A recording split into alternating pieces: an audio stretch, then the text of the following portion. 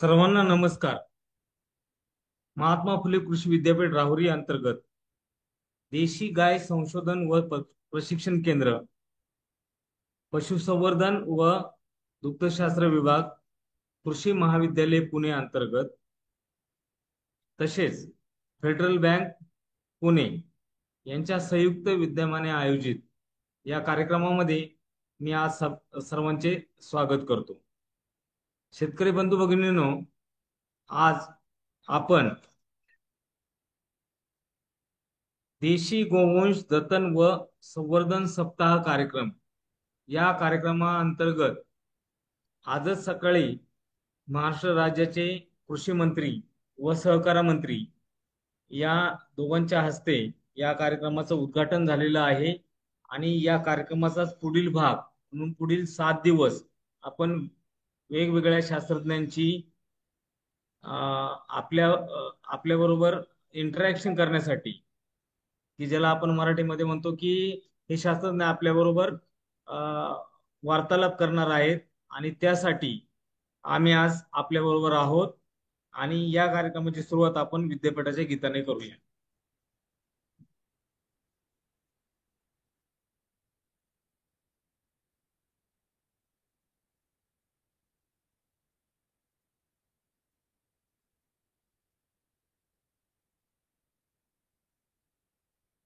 अन्नं बहुपूर्वित तदव्रतम्। जय जय जय हरित क्रांति, जय जय जय नवल क्रांति, हरित क्रांतीचे नवल क्रांतीचे कार्य जे करीतीनी, ते महात्मा फुले कृषी विद्यापीठ। पश्चिम महाराष्ट्र खानदेशात पसरविले कृषी उत्पन्न जाळे। आधुनिक कृषी तंत्रज्ञानाने निर्मिती भाजीपाला फुले फळे। सातपुडा सह्याद्री पर्वतरांगांवर, तापी गोदावरी मुळा कृष्णा काठावर, विश्वजन कल्याणासाठी रचिल्या अगणित विकास वीर, अगणित विकास वीर। जय जय जय जय महात्मा फुले कृषी विद्यापीठ। माळरानी हिरवेगार गालीचे फुलवीती, शिक्षण विस्तार संशोधन ग्राम उन्नती, अन्न पशुधनाने दौलत वाढवीती, अभियंत्यांच्या अवजारांनी विविध प्रक्रिया घडती। जगी घडते झेंडा मानाचा, असे हे गौरवपीठ, असे हे गौरवपीठ। जय जय जय जय महात्मा फुले कृषी विद्यापीठ। जय जय जय जय महात्मा फुले कृषी विद्यापीठ।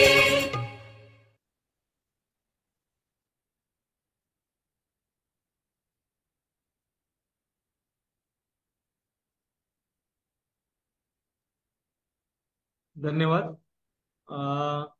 शेतकरी बंधू भगिनींनो, आपल्याला अवगतच आहे की शेतीमध्ये पशुपालनाचे महत्त्व अनन्यसाधारण असे आहे. आणि या पशुपालनाच्या संदर्भात त्यातल्या त्यात देशी गाई संवर्धनाच्या संदर्भात महात्मा फुले कृषी विद्यापीठ राहुरी अंतर्गत कृषी महाविद्यालय पुणे येथे देशी गाय संशोधन व प्रशिक्षण केंद्र हे सन 2021 पासून कार्यरत आहे. आणि या अंतर्गत आपण भारत देशातील जवळजवळ 12 विविध अशा देशी गायींचा इथे इथे आणून त्यांच्यावरती महाराष्ट्रातील परिस्थितीमध्ये अभ्यास करत आहोत. आणि या संदर्भामध्ये आपण संशोधन आणि प्रशिक्षण घेत आहोत. शेतकरी बंधूंनो, आज दिनांक 14 जुलै 2025 रोजी माननीय माणिकराव कोकाटे साहेब, कृषी मंत्री महाराष्ट्र राज्य, तसेच आपले सहकार मंत्री बाबासाहेब पाटील साहेब यांच्या उपस्थितीमध्ये आपण या सप्ताहाचे उद्घाटन केलेले आहे आणि याचाच पुढचा भाग पुढील 8 दिवस आपण या देशी गायींवरती संशोधन करणाऱ्या वेगवेगळ्या लोकांना बोलावून निमंत्रित करून त्यांची व्याख्यानं आपण आयोजित केलेली आहे. आणि आजचं जे आपलं व्याख्यान आहे ते डॉक्टर मंडक माले सर आहेत. सर नमस्ते. नमस्ते. नमस्ते. डॉक्टर संजय मंडक माले सर आहेत. नमस्कार सर्वांना. सर वरिष्ठ शास्त्रज्ञ म्हणून आपल्या विद्यापीठातनं सेवानिवृत्त झालेले आहेत, परंतु त्यांनी आपल्याला वेळ दिलेला आहे, त्यासाठी मी त्यांचे खूप खूप आभारी आहे. तर मी सरांना विनंती करतो की त्यांनी आपलं व्याख्यान सुरू करावं. शेतकरी बंधूंनो नमस्कार. सर्व उपस्थितांना नमस्कार. आणि व्याख्यानाला सुरुवात करण्यापूर्वी मी आयोजकांचे मनपूर्वक आभार मानतो की त्यांनी आपल्या या जे देशी गाय जतन व संवर्धन सप्ताह जो ते साजरा करतायत त्यात मला माझे विचार आपल्या पुढे मांडण्याची संधी दिली, त्याबद्दल आमचे कुलगुरू, संशोधन संचालक, तसंच पुणे कृषी महाविद्यालयाचे अधिष्ठाता, प्रकल्पाचे मुख्य शास्त्रज्ञ डॉक्टर माने सर आणि त्यांची सर्व टीम, या सर्वांचा मी खूप खूप आभारी आहे. मित्रांनो, देशी गाय हा जो विचार आहे, तर आज मी व्याख्यान देण्याऐवजी याच्यावरती आपण थोडंसं चिंतन करणार आहोत की जवळजवळ गेली 50-60 वर्ष आपण संकरित गायीच्या मागे होतो आणि संकरित गायीचं जवळजवळ दूध पिऊन आपण सर्वजण मोठे झालेलो आहोत. आणि एकदम या देशी गायीचं महत्व कसं वाढलं आणि ह्या मोठा यू टर्न ज्याला आपण म्हणतो की संकरित गायीकडनं आपण देशी गायीकडे वळायला लागलोय आणि आपल्याला तिचं महत्व वाटायला लागलं. आपल्यालाच नाही तर राष्ट्रीय आंतरराष्ट्रीय पातळीवर सुद्धा आपल्या भारतीय गोवंशाला खूप मोठं असं की याच्यात औषधी गुणधर्म असतील किंवा याच्यात शेणात मूत्रात काही विशिष्ट गुणधर्म असतील, तर त्या अनुषंगाने एक मोठी आपण क्रांती म्हणायला हरकत नाही की अशी देशी गोवंशाकडे वळतो आहोत. आणि या गाईला आता राज्य मान्यता सुद्धा मिळाली, ज्याला राजाश्रय आपण म्हणूया किंवा राजमाता आपण आता या गाईला म्हणायला लागलेलो आहोत. तर अशी ही देशी गाय. मग नेमकं काय झालं, तर देशी गाय ही जी आहे मित्रांनो, मी नेहमी सांगत असतो की शेती आणि पशुसंवर्धन हा आमचा पोट भरण्याचा भारतीयांचा फक्त धंदा नाही, ही आमची संस्कृती आहे.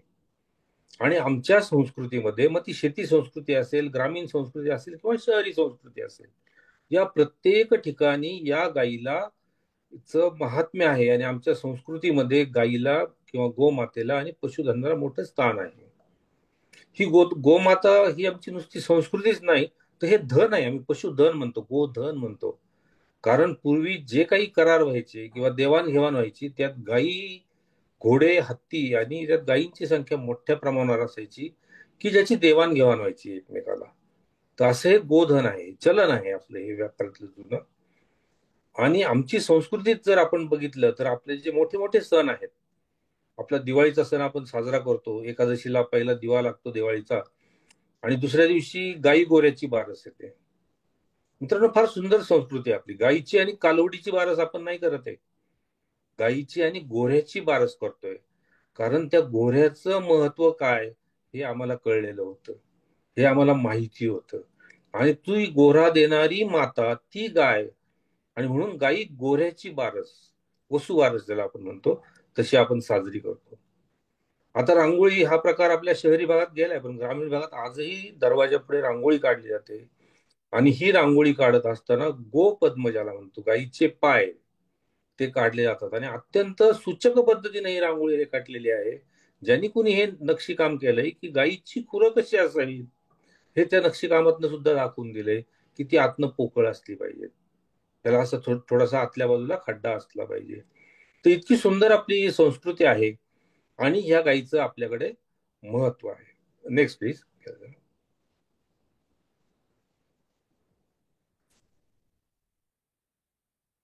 Next please Bhalrao sir, next घ्याल जरा. हा सर, घेतो एक मिनिट. आजचा जो आपला विषय आहे, देशी गाय जतन व संवर्धन काळाची गरज. या ठिकाणी मी तुम्हाला देशी गायींची संख्या, आता आपल्याकडे एकूण गायींची संख्या जी आहे ती जवळजवळ 198 दशलक्षच्या आसपास आपल्याकडे गायी आहेत. त्यातला 142 दशलक्ष या देशी गायी आहेत. आणि जो नुकताच, आता याला नुकताच असं म्हणता येणार नाही, कारण 21वा आता जे काही पशुगणना आहे ती अजून समोर यायची, ही 20वी पशुगणना आहे. आणि त्यानुसार या देशी गायींच्या संख्येमध्ये 6% घट झालेली होती.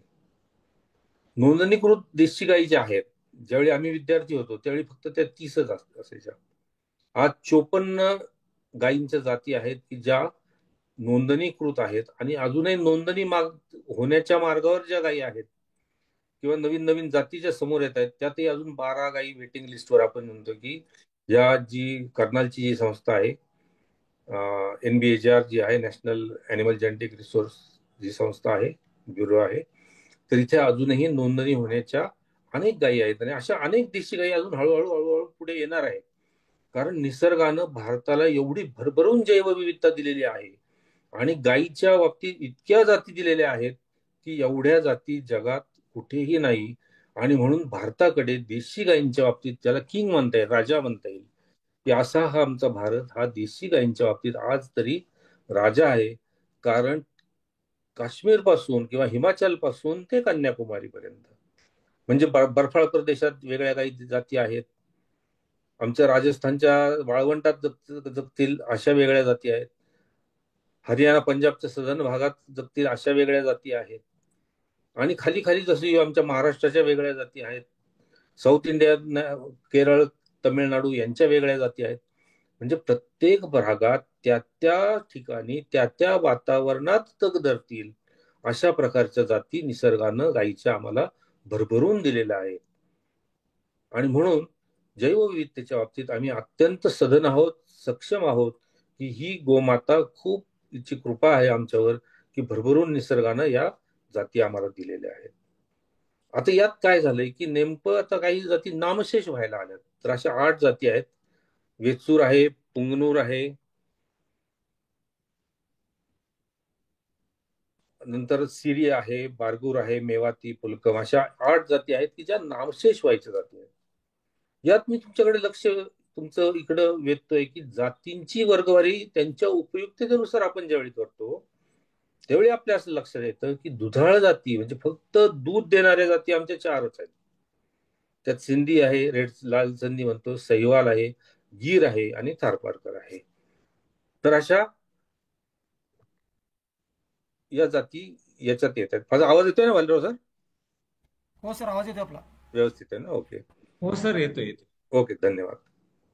तर अशा ह्या दुधाळ जाती आहेत. फक्त ओढ कामासाठी ज्या जाती, म्हणजे खिलार सारख्या ज्या आहेत, त्या किती आहेत? तर त्या 12 आहेत. आणि दुहेरी उपयोगासाठी ज्या जाती आहेत त्या 38 आहेत. म्हणजे आमच्या शेती संस्कृतीमध्ये किंवा आमच्या संस्कृतीमध्ये गाय ही जी आलेली ही फक्त दुधासाठी आलेली नाही. या गायीचा तिहेरी उपयोग आम्हाला होता, याची आम्हाला जाणीव होती, आणि म्हणून आम्ही जी निवड करत गेलो त्याप्रमाणे या जाती विकसित होत गेल्या. एवढंच नाही तर माणूस जी कृत्रिम निवड करतो तसा निसर्ग सुद्धा स्वतःची निवड करत असतो.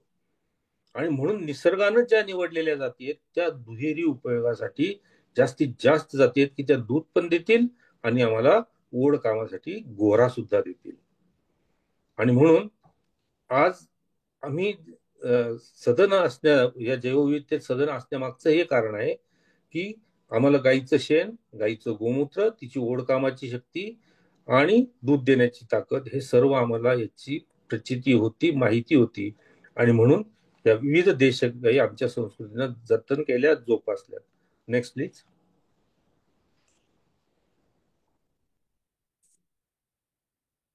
नेक्स्ट घ्या प्लीज. आता या भारतातल्या दुधाळ गायी आहेत, यात सिंधीचा फोटो आला नाही, तर सहिवाल, गीर, थारपारकर आणि राठी.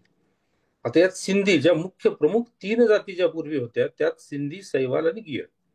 आणि ह्या गायींकडे जर तुम्ही बघितलं तर यांची त्वचा आणि रंग याकडे मी तुमचं लक्ष वेधतो की या सगळ्यात तांबड्या रंगाच्या गायी होत्या. अत्यंत तुकतुकीत पातळशी स्किन, म्हणजे अगदी बोटाच्या चिमटीत सापडेल अशी तुकतुकीत पातळ स्किन या गायींची होती. या गायींचं वैशिष्ट्य असं बघितलं आपल्या देशी गायींचं, तर या गायी शेणानं भरलेल्या तुम्हाला कुठं दिसणार नाही.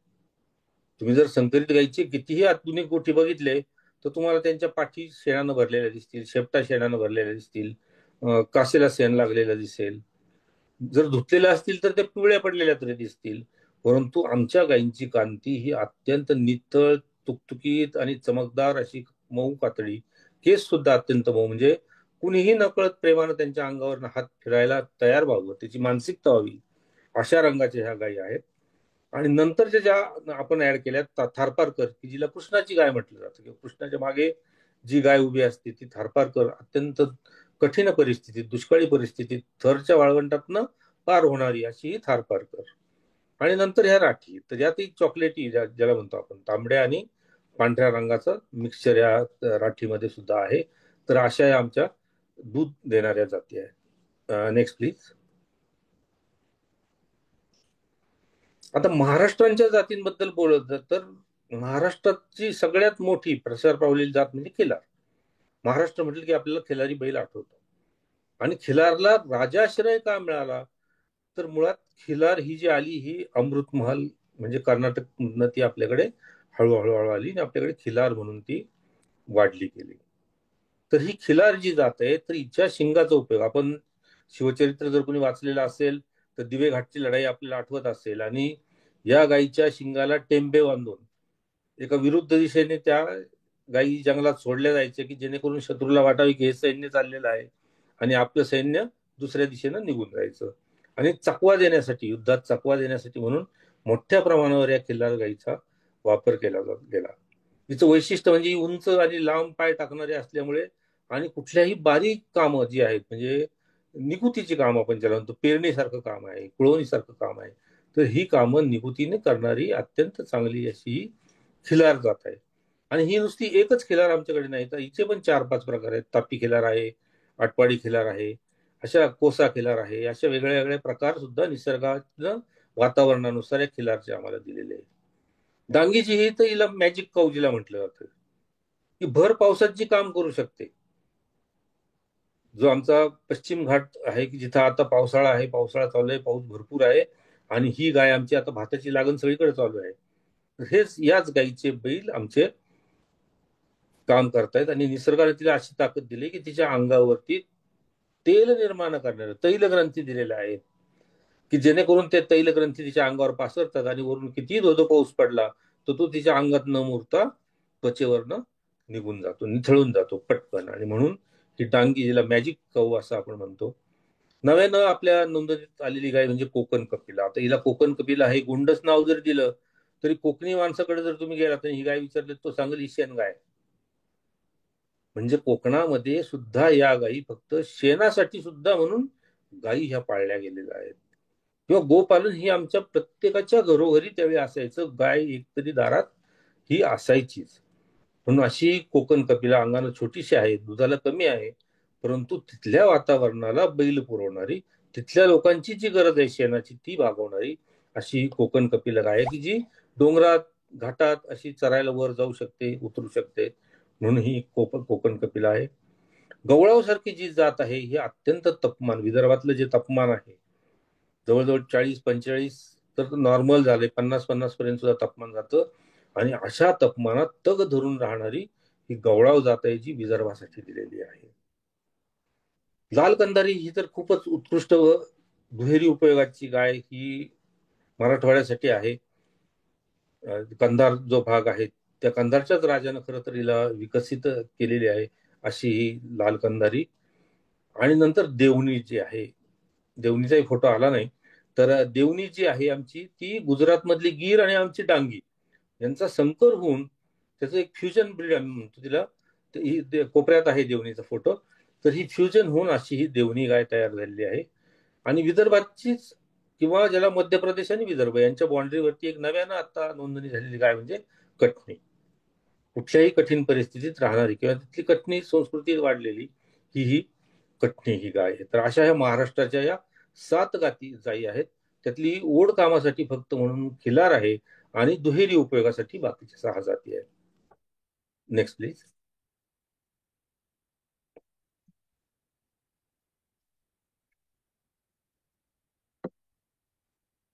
यातला भ्रूण प्रत्यारोपण जो आहे तो हे फक्त तुम्ही फोटो बघा, याच्याबद्दल आपण नंतर बोलणार आहोत, कारण हे आधुनिक तंत्रज्ञान आहे. Next please. आता देशी गायींचं बलस्थान काय आहे आणि त्यांची उपयुक्तता काय आहे? तर देशी गायींचं बलस्थान पहिलं जे आहे की प्रतिकूल हवामानात तग धरून राहण्याची क्षमता. कितीही उष्णता असू देत, कितीही थंडी पडू देत, कितीही पाऊस पडू देत, या गायी कधीही जास्त आजारी पडत नाहीत. ह्या तिथे तग धरून राहतात. हे तिचे खूप मोठं बलस्थान आहे की ज्याच्याकडे जग आकर्षित झालेलं आहे. कारण आता येणारे जे दिवस आहेत ते जागतिक तापमानवाढीचे आहेत, ज्याला वातावरणातला बदल, क्लायमेट चेंज आपण म्हणतोय, की आजच आपण म्हणजे यावर्षीच आपण अनुभवले की मे महिना आपल्याला कळालाच नाही, लगेच पावसाळा सुरू झाला. किंवा कधी कधी असं होतं की सकाळी थंडी असते, दुपारी कडक उन्हाळा असतो आणि रात्री पाऊस असतो. म्हणजे एकाच दिवसात तीनही ऋतू आपल्याला अनुभवायला मिळतात. तर बदलतं हवामान जे आहे आणि देशी गाईकडे का वळायचंय, तर याचं हे प्रमुख कारण आहे. कारण हजारो वर्षांच्या नैसर्गिक निवडातनं, हे निसर्गानं निवडलेल्या या सगळ्या जाती आहेत की ज्या त्या प्रतिकूल वातावरणाला सामोरं जातील, ते जनुक तिथे तग धरून राहतील, अशी जनुक या गायींमध्ये आहेत. आपण हिमाचल प्रदेश किंवा हिमाचलपेक्षा हरियाणा, गुजरात या भागातली जर परिस्थिती बघितली तर तिथे हिवाळ्यात प्रचंड थंडी असते, उन्हाळ्यात प्रचंड ऊन असतं, पावसाळ्यात प्रचंड पाऊस असतो. अशा तिन्हीही याच्यात तग धरून या गायी चांगल्या रीतीनं राहतात. आणि ही तिचं मोठं बलस्थान आहे की कोणत्याही हवामानात, अत्यंत प्रतिकूल हवामानात या गायी तग धरून राहतात. दुसरं जे महत्वाचं या देशी गायींचं बलस्थान आहे ते म्हणजे निकृष्ट प्रतीच्या चाऱ्याचं दुधात रूपांतर करण्याची क्षमता. मित्रांनो, आजच्या संकरित गोपालन जे करतायत त्यांचा जर आपण खर्च काढला तर नुसत्या गायीच्या चाऱ्यावरती आणि खाद्यावरती त्यांच्या एकूण दुधाचा किंवा दूध उत्पन्नातला 80 ते 90% खर्च हा फक्त आहारावरती होत असतो. त्यात त्यांना आहार निकृष्ट प्रतीचा चालत नाही. त्यांना लसूण घास लागतो, बरसीम लागतो. आम्ही त्याच्याही पुढे जाऊन त्यांना आता हायड्रोपोनिक्स पण देतो. अशा विविध प्रकारच्या गोष्टी आपण या देशी गायींच्या बाबतीत, सॉरी संकरित गायींच्या बाबतीत करतो आहोत. पण आमची देशी गाय जी आहे ही निसर्गानं जी दिलेली आहे, तर जे काही धान्य निर्माण होईल त्याचा जो दुय्यम भाग आहे, म्हणजे ज्वारीचं जर आपण उदाहरण घेतलं, मी नेहमी याच्यासाठी एक गोष्ट सांगत असतो की आपला जो शेतकरी असतो, चतुर शेतकऱ्याची ही गोष्ट आहे. आणि ही गोष्ट आपल्यालाही लहानपणी बऱ्याच लोकांनी ऐकलेली असेल. ही गोष्ट अशी आहे की एक चतुर शेतकरी असतो आणि तो देवाशी करार करतो, देवाला प्रसन्न करून घेतो. आणि देव प्रसन्न झाल्यावर त्याला म्हणतो, माग बाबा तुला काय पाहिजे. तर देव तो प्रसन्न झाल्यावर तो म्हणतो ठीक आहे, पण मग देव म्हणतो मी तुला पाहिजे ते देईल, पण तू मला काय देशील. तर तो म्हटलं तू मला जे काय देशील त्यातलं निम्म मी तुला देईल, निम्मा भाग तुला आणि निम्मा भाग मला, अशी देवाची आणि माणसाची हे होती. आणि आमचा शेतकरी मोठा चतुर असतो. मग देव म्हणतो, बघतो आजूबाजूला, तर त्यांनी ज्वारी लावलेली असती. तो विचारतो देवाला तुला कोणता भाग पाहिजे तो सांग. देव बघतो आजूबाजूला, तो म्हणतो मला वरचा भाग पाहिजे. शेतकरी चतुर असतो, तो ठीक आहे बाबा.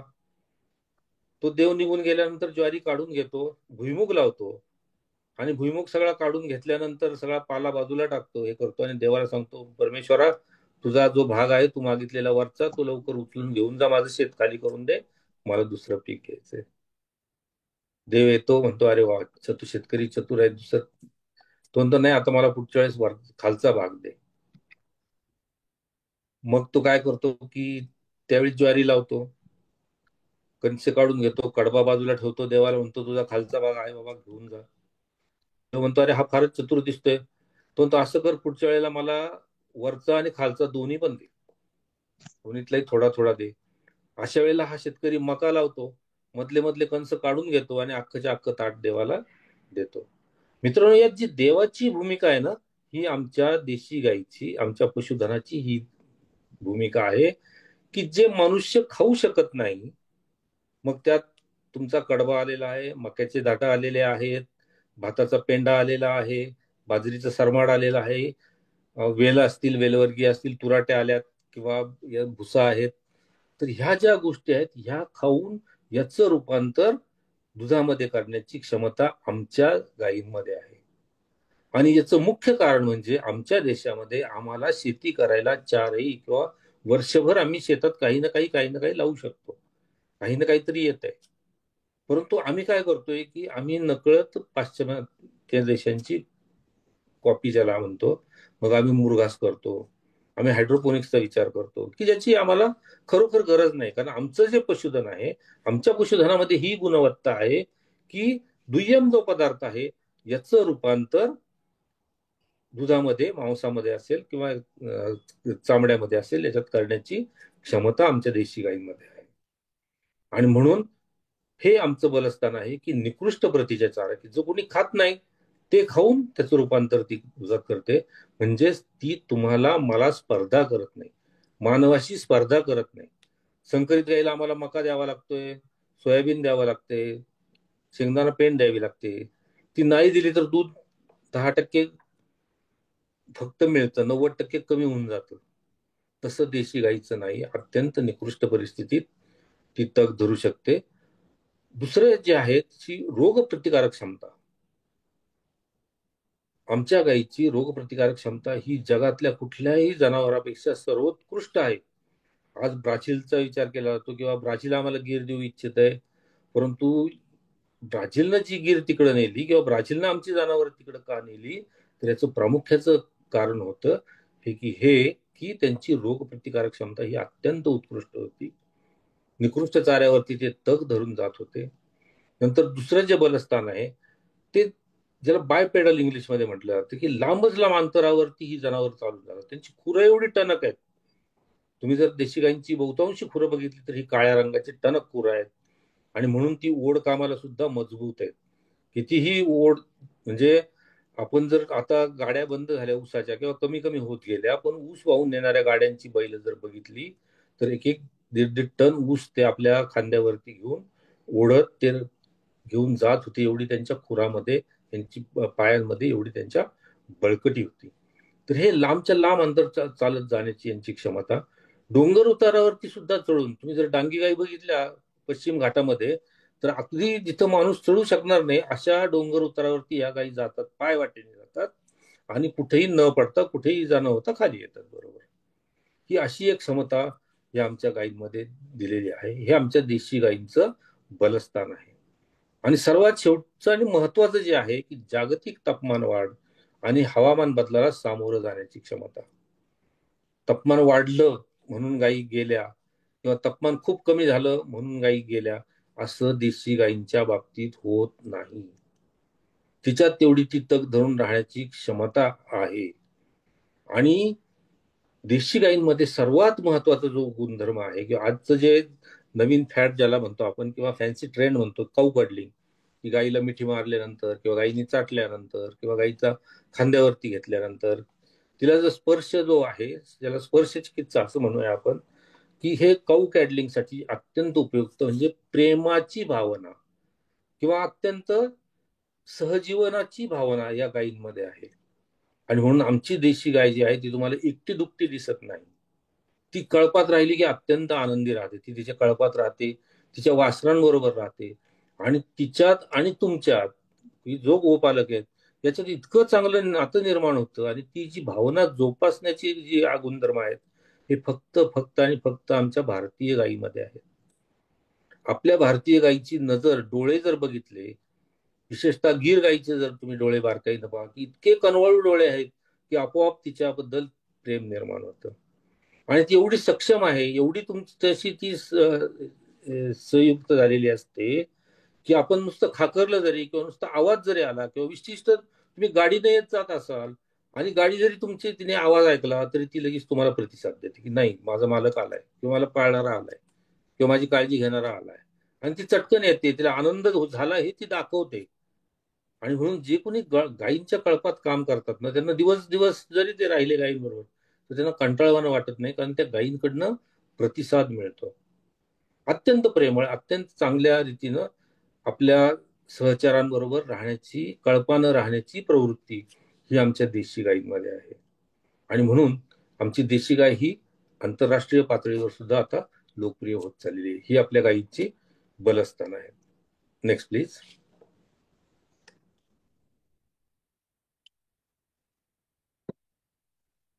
मग हे सगळं होत असताना आमची देशी गाय आता का नेमकं कुठं गेली अचानक, कुठं पळून गेली का, कुठे नेली का? तर असं काही झालेलं नाही. देशी गायींच्या संख्येत घट होते आहे, देशी गायी कमी कमी होत आहेत. आणि याचं प्रामुख्यानं महत्वाचं जे कारण आहे ते म्हणजे आमच्या गरजेत बदल झालेला आहे. मी तुम्हाला सुरुवातीला ज्यावेळी संख्या दाखवत होतो त्यावेळी सांगितलं की आमच्या ज्या गायी आहेत ह्या जास्तीत जास्त ओढकाम आणि दुहेरी उपयोगाच्या आहेत. फक्त दुधासाठी फक्त आमच्या 4च जाती आहेत. मग हा जी काही गरज होती आमची गाय जी मूळ की ओढकामासाठी, की आम्हाला ओढकामाला बैल देईल आणि घरात पुरतं भागेल एवढं दूध देईल किंवा तिचं वासरू जतन करेल एवढं दूध देईल, एवढीच आमची गरज होती. म्हणून आम्ही तशा पद्धतीच्या गायी निवडल्या. आम्ही विद्यार्थी असताना हेच शिकलो की आमच्या गायींची दूध उत्पादन क्षमता कमी आहे, ती याच्या पुढे वाढतच नाही. अरे वाढणार कशी? आम्ही निवडच तिची ओढ कामासाठी केली. मग ओढ कामासाठी जी जनुकं लागतात ती जनुकं आम्ही निवडत निवडत गेलो. आमचा निसर्ग सुद्धा त्या जनुकं निवडत गेला आणि मग तशाच प्रकारच्या गायी तयार झाल्या.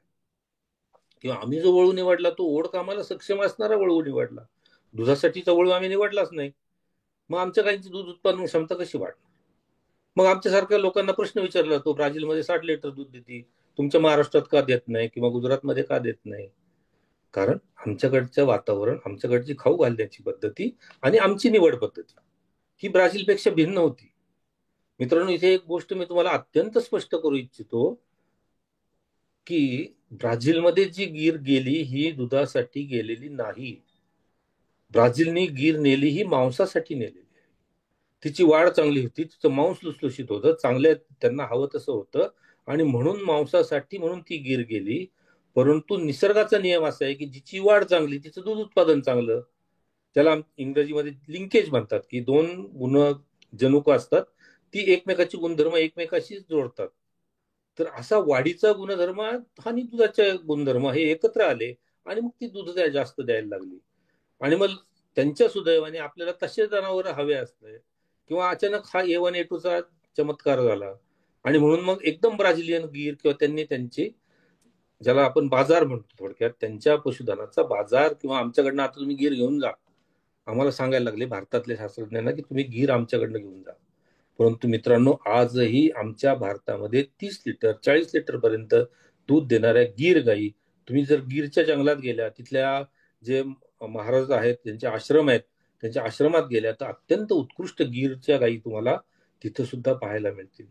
साहिवाल सारखे गायी आहेत ह्या सुद्धा तुम्हाला तिकडे पाहायला मिळतील.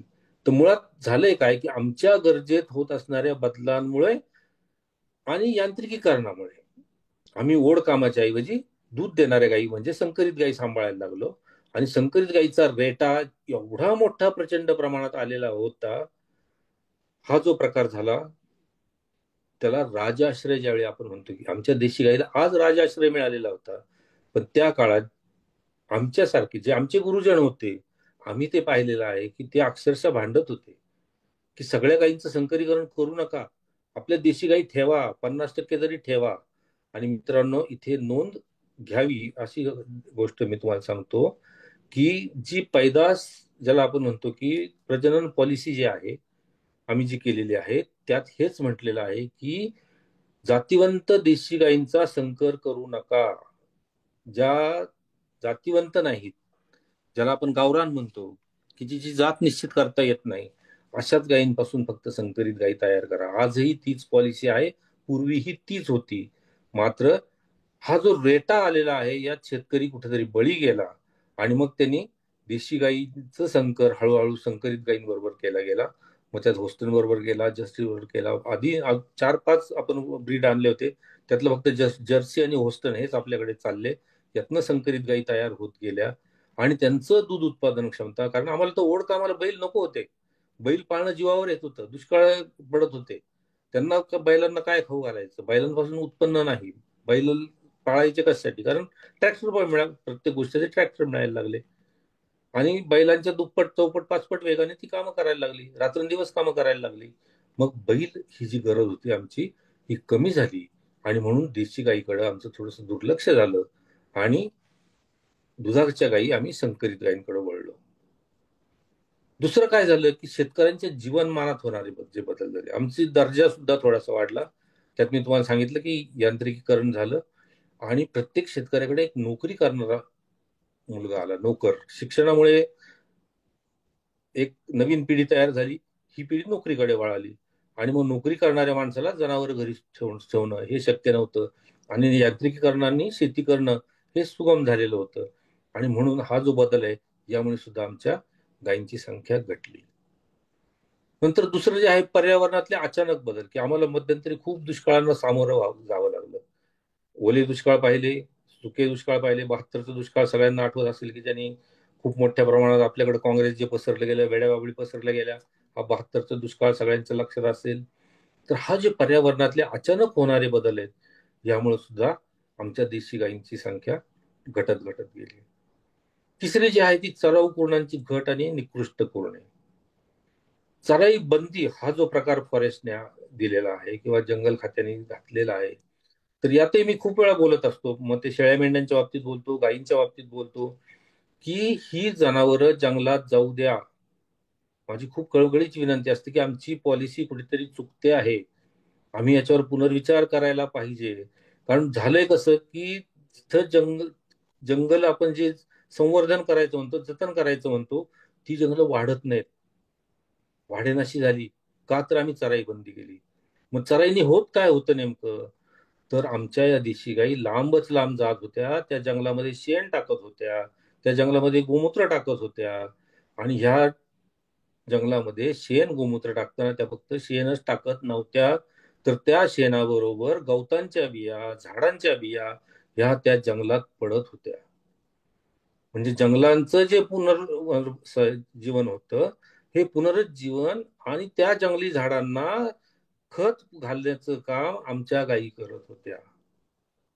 आज आपण शहरी भागातले तरुण बघतो किंवा काही काही नवीन संकल्पना मांडलेल्या आपण बघतो, की ते असं सांगतात की आम्ही फिरायला जातो त्यावेळी मग आम्ही ते बिया अशा चिखलात लपेटतो, मग त्या उन्हाळ्यात वाळवून ठेवतो, मग ते गोळे आम्ही फिरायला जाताना खिशात घालून नेतो आणि मग त्या डोंगरावर गेलो की तिकडे टाकून देतो, मग त्याची झाडं येतात.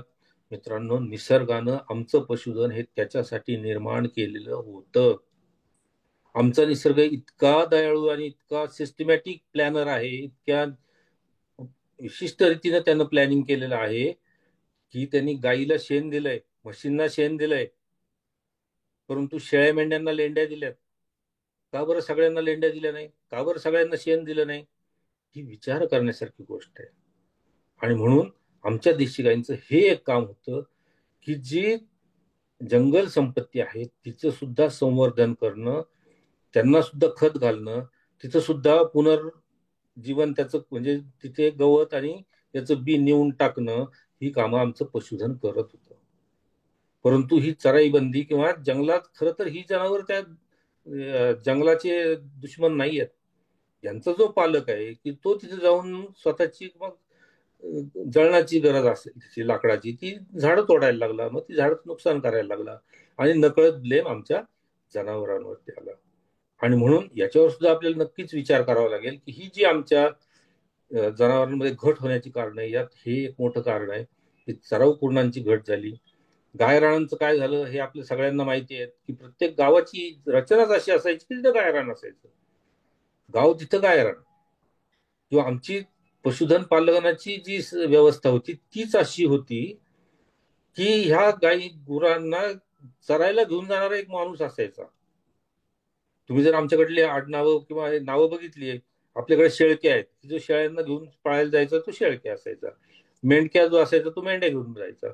गुराखी जो असायचा तो गाई म्हशी सगळ्या ज्या आहेत ही सगळी गुरं तो घेऊन जायचा. अशी आमची समाज व्यवस्था होती, आमची अशी समाज रचना होती. आणि गावाच्या कडेकडेला गावाचा जर आकार आपण बघितला तर कुठल्या तरी नदीच्या काठी किंवा कुठल्या तरी स्त्रोताच्या काठी ते गाव असायचं. आणि मग त्या गावाच्या जवळ शेती आणि शेतीच्या मागे मागे मागे जसं जाऊ तसं डोंगर उतार, मग तिथे पूर्ण ही अशी असायची. आणि मग ह्या पूर्णांचा दुहेरी तिहेरी उपयोग काय व्हायचा या जनावरांचा मी तुम्हाला सांगितलंय की ही तिथे नेऊन खत टाकायची, तिथे नेऊन बियाणं टाकायची आणि तिथली जी हिंस्त्र श्वापद आहेत यांना आपला जीव सुद्धा द्यायची. मित्रांनो, हे सगळं बंद झाल्यामुळे झालंय काय की आमची ही समाज व्यवस्थाच बिघडली गेली ही विस्कटली गेली. गुराखी समाज राहिला नाही, चरायला घेऊन जाणारी माणसं राहिली नाही, जनावर चरायला जायचं बंद झालं. आणि म्हणून गावाच्या कडेची जी फेरी होती, जी झाडांनी वटलेली असायची, गवतानं वेढलेली असायची, ती गेली. आणि मग जंगलातले बिबटे आमच्या घरात यायला लागले. खूप विचार करण्यासाठी, म्हणून मी तुम्हाला सांगितलं की आज मी तुम्हाला व्याख्यान देणार नाही, तर तुम्ही चिंतन करायला पाहिजे या गोष्टीवरती, की या गोष्टीमुळे का आज बिबट्या शहरी भागात सुद्धा बिबट्या यायला लागलाय. का? कारण त्याचं जे खाद्य होतं ते तिकडे जायचं बंद झालं. ते तिकडे जायचं बंद झाल्यामुळे त्याला आता गावात यावं लागायला लागलं खायला. आणि तो तर काय कुणाला घाबरत नाही, तुमच्या ट्रॅफिकला घाबरत नाही, कशाला घाबरत नाही. तो येतोच आहे, तुमच्या घरापर्यंत तो येऊन पोहोचलेला आहे. आणि म्हणून हे एक कारण आहे की आमच्या देशी गायींची संख्या घटली. नंतर संकरीकरण कार्यक्रमावर केंद्रीकरण, इतकं प्रचंड संकरीकरण आपण केंद्रीकरण केलं. याचं खूप मोठी भूमिका बायफ सारखी संघटना आहे. म्हणजे ज्यावेळी संकरित गाय खरं मूळ आली ती, आणि महाराष्ट्रभर वीर्य देण्याचं काम, खूप मोठं काम केलं. म्हणजे हे मी प्रतिरोधानं बोलत नाही तर कौतुकानं बोलते की खूप मोठं काम त्यावेळी बायफनं केलं. एकमेव आपली उरळी कांचनची संस्था होती की जिथनं मोठ्या प्रमाणावरती पाहिजे त्या जातीचं किंवा चांगल्या वंशावळीचं वीर्य हे कारखान्यांच्या मार्फत, ऊस उत्पादक साखर कारखाने जे आहेत त्यांचे जे सभासद ऊस उत्पादक आहेत यांच्याकडनं परस्पर पैसे घेतले जायचे, परस्पर ते इकडे वर्ग व्हायचे आणि त्यांच्या गायी भरल्या जायच्या. आणि मोठ्या प्रमाणात तुम्ही जर संकरित गायींचा बेल्ट बघितला तर नगर जिल्हा, पुणे जिल्ह्याचा काही भाग आणि सोलापूर जिल्ह्याचा काही भाग, तर या भागांमध्ये संकरीकरण फार मोठ्या प्रमाणावरती झालं. कोल्हापूर, सांगली, सातारा या भागातल्या लोकांनी संकरीकरणाला विरोध केला, त्यांनी स्वीकारलं नाही. कारण त्यांच्याकडे म्हशी जास्त होत्या, त्यांना म्हशी वाचवायच्या होत्या त्यांच्या, आणि म्हणून तिकडे संकरित गायी फारशा गेल्या नाही. परंतु हा मोठा जो संकरित गायींचा बेल्ट तयार झाला, हा प्रामुख्यानं नगर, पुणे, सोलापूर ह्या 3-4 जिल्ह्यांच्या आजूबाजूला खूप मोठ्या प्रमाणात त्या संकरित गायी आल्या. आणि याच्यावरती केंद्रीकरण केल्यामुळे त्यांची संख्या वाढली. आणि स्वाभाविक होतं, कारण त्यांच्या त्यावेळी मी आधीच सांगितली का, तर आमची गरज बदलली. त्यावेळी आमची दुधाची गरज निर्माण झाली. कारण त्यावेळी दुधाचं रेशनिंग होत होतं. पुण्यासारख्या ठिकाणी रांग लावून माणशी 250 ml किंवा 500 ml एवढं दूध मिळत होतं. रेशन कार्ड सारखं त्यावेळी दुधाला कार्ड होतं. ते कार्ड घेऊन, बाटली घेऊन त्या रेशन कार्डावरती जायचं. किंवा मुंबईला दूध पुरवठा करण्यासाठी RML कॉलनीचा जन्म झालेला होता. हे कारण आमची गरज बदलली, ही दुधाकडे गेली, दुधावरती केंद्रीकरण झालं. आणि म्हणून आमच्या देशी गाईला मोठा फटका बसला. देशी गाईची जी वाढ होती ती खुंटली, देशी गाई पाळणाऱ्यांची संख्या कमी झाली. आणि म्हणूनच देशी गाईंची संख्या सुद्धा आपली कमी झाली. मित्रांनो, हे जरी सगळं कमी झालेलं असेल तरी आधीच्या संख्येत तुम्ही लक्ष दिलं तरी संकरित गायींची संख्या ही फक्त 20 ते 25% आहे. आजही 75% देशी गायी आमच्या आहेत, जे देशी गोपालन करणारे आहेत. गीर पाळणारी मंडळी जी आहेत त्यांनी आपली गीर गाय जपून ठेवलेली आहेत. ती तुम्हाला संकर करू देत नाहीत, तुम्हाला IVF करू देत नाहीत, कुठल्याही कृत्रिम औषध देऊ देत नाहीत. ते त्यांच्या पद्धतीनंच त्यांची गायी पाळतात. सहिवालचे पाळणारे आहेत वेगळे, थारपारकर पाळणारे आहेत वेगळे.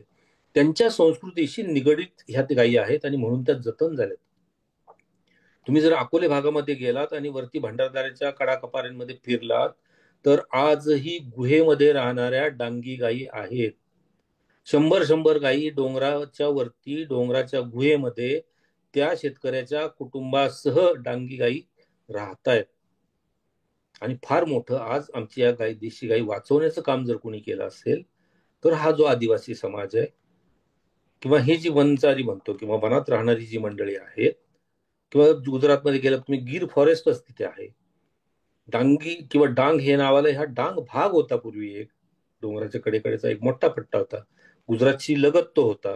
आणि असा हा डांग जो प्रांत आहे त्यातनं ही डांगी आली.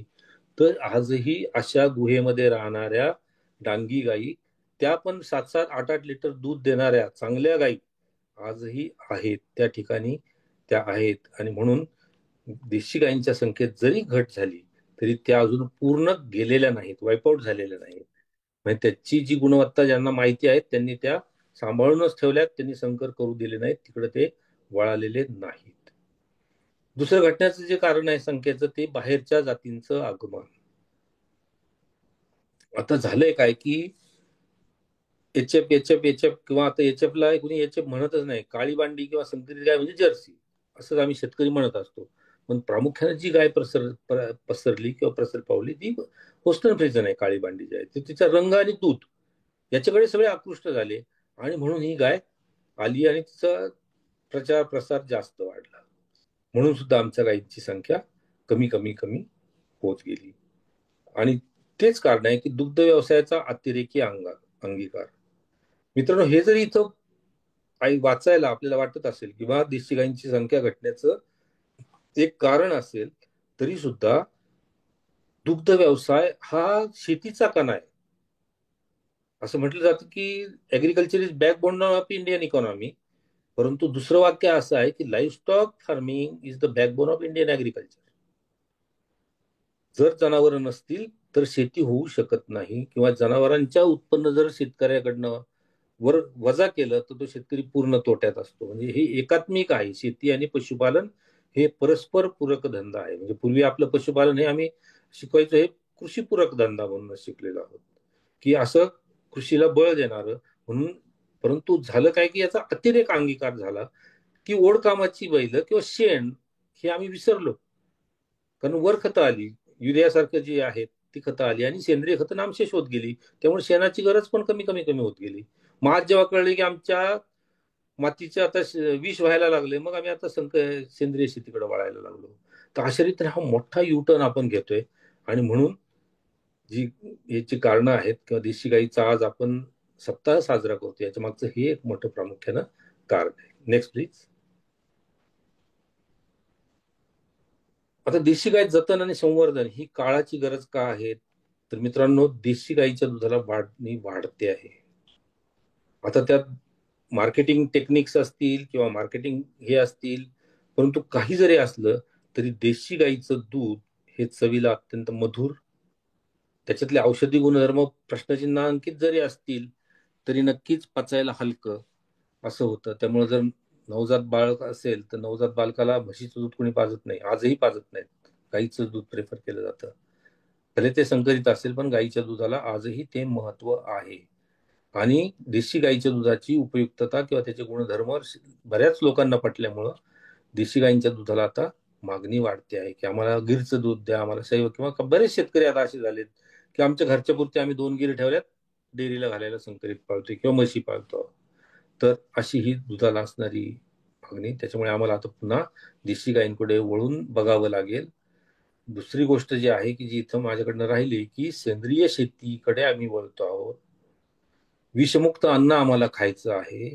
आणि हे जर खायचं असेल तर आम्हाला गायीने दूध दिलं नाही तरी चालेल, नुसतं शेण आणि गोमूत्र देणारी गाय सुद्धा आम्हाला चालेल, ती परवडेल. कारण आम्हाला आमच्या जमिनींचं जी मृत झालेले आहेत किंवा विषयुक्त झालेले आहेत त्यांचं पुन्हा पुनरुत्थापन करायचंय. आणि म्हणून त्यासाठी आम्हाला मोठ्या प्रमाणावरती शेण लागणार आहे, गोमूत्र लागणार आहे. तुम्ही जर युट्यूब सारखे चॅनल आहेत किंवा इतर गोष्टी बघत असाल तर तुम्हाला आपल्या आखाती देशांमध्ये गाईचं शेण काय किमतीनं जातं ह्याच्या किमतीचे युट्यूब मध्ये काही रील आलेले आहेत, ते बघा. की हळूहळू हळू ह्या देशी गाईचं शेण हे अत्यंत किमती होणार आहे. म्हणून देशी गाईकडे फक्त दुधाची गाय म्हणून बघू नका. ज्यावेळी देशी गाय आम्ही फक्त दुधाची गाय म्हणून सांभाळायला जाऊ त्यावेळी आम्ही नक्कीच तोट्यात जाऊ आणि परत त्या देशी गाईकडे पाठ फिरवू. म्हणून आजच मी तुमच्यात सजगता निर्माण करतोय की देशी गायींच्या शेणाचा आणि गोमूत्राचा योग्य रीतीनं वापर करा. त्याच्यापासूनची खतं तयार करा. सेंद्रिय शेतीला ज्या निविष्ठा लागतात, जे काही कीटकनाशक लागतात किंवा प्रतिजैवक असणारी ज्या गोष्टी लागतात ह्या आमच्या गाईच्या गोमूत्रातनं तुम्हाला मिळतील, शेणातनं तुम्हाला मिळतील. रेडिएशन ज्याला आपण म्हणतो की सूर्याच्या अतिनील किरण शोषण्याचं काम सुद्धा गाईचं शेण करतंय. तर ही सुद्धा गुणधर्म आपल्याला लक्षात घ्यावे लागतील. आणि म्हणून गाय ही फक्त दुधाची नाही तर गाय शेणाची सुद्धा असते, हा सुद्धा विचार आपल्याला करावा लागेल. आणि म्हणून भविष्यातल्या उपयुक्ततेसाठी यात जे वैशिष्ट्यपूर्ण जनुक आहेत, मी तुम्हाला